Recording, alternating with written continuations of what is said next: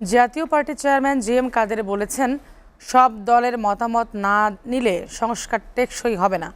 নব্য ফ্যাসিবাদ আবার চেপে বসছে মন্তব্য করে তিনি বলেন, ৪৮ দলের মধ্যে ৩০টি দলকে বাদ দিয়ে নির্বাচন গ্রহণযোগ্য হবে না। সকালে দলটির প্রতিষ্ঠাবার্ষিকী উপলক্ষে আয়োজিত আলোচনা সভায় এ মন্তব্য করেন তিনি। জি.এম. কাদের বলেন, বৈষম্য মুক্ত দেশের কথা বলা হলেও ফ্যাসিস্ট শক্তির দোসর বলে রাজনীতিতেও বিভাজন করা হচ্ছে। সোহান খানের প্রতিবেদন। ৩৯তম প্রতিষ্ঠা বার্ষিকী উপলক্ষে রাজধানীর আইডিইবি মিলনায়তনে আলোচনা সভার আয়োজন করে জাতীয় পার্টি, কিন্তু প্রশাসনের পক্ষ থেকে অনুমতি না পাওয়ায় কেন্দ্রীয় কার্যালয়ের সামনে সংক্ষিপ্ত কর্মসূচি পালন করে দলটি।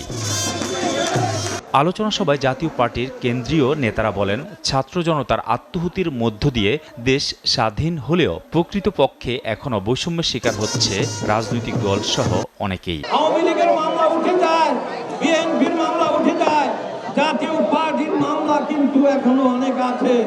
যেহেতু আমরা রাজনৈতিক দল নিষিদ্ধ নয়, তাই আমরা কেন এই সরকারের সময় তাদের আমলে কেন আমরা এই বৈষম্যের শিকার হচ্ছি, এটা আমরা জানতে চাই সরকারের কাছ থেকে। প্রধান অতিথির বক্তব্যে জাতীয় পার্টির চেয়ারম্যান জি.এম. কাদের বলেন, যে চেতনা নিয়ে দেশ স্বাধীন করেছে ছাত্র জনতা, প্রকৃতপক্ষে তার সুফল পাচ্ছে না জনগণ। আমাদেরকে কোনোখানে বিভিন্ন সভা সমাবেশ করতে দেওয়া হচ্ছে না, বিভিন্ন জায়গায় বাধাগ্রস্ত করা হচ্ছে, আমাদের মানুষের অত্যাচার করছে, অন্যায়ভাবে তাদেরকে মামলা দেওয়া হচ্ছে, ভুল মামলা দিয়ে, হয়রানিমূলক মামলা দিয়ে, মিথ্যা মামলা দিয়ে বিভিন্নভাবে আমাদের পার্টির কাজকর্ম করতে বাধাগ্রস্ত করা হচ্ছে।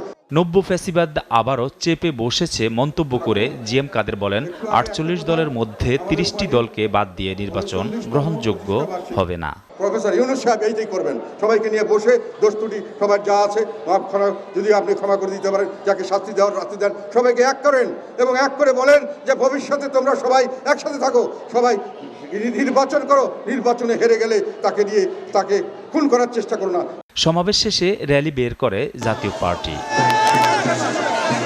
এর আগে সকালে কেন্দ্রীয় কার্যালয়ে পার্টির প্রতিষ্ঠাতা চেয়ারম্যান সাবেক রাষ্ট্রপতি হোসেন মোহাম্মদ এরশাদের প্রতিকৃতিতে শ্রদ্ধা জানান পার্টির মহাসচিব মুজিবুল হক চুন্নু সহ অনেকেই।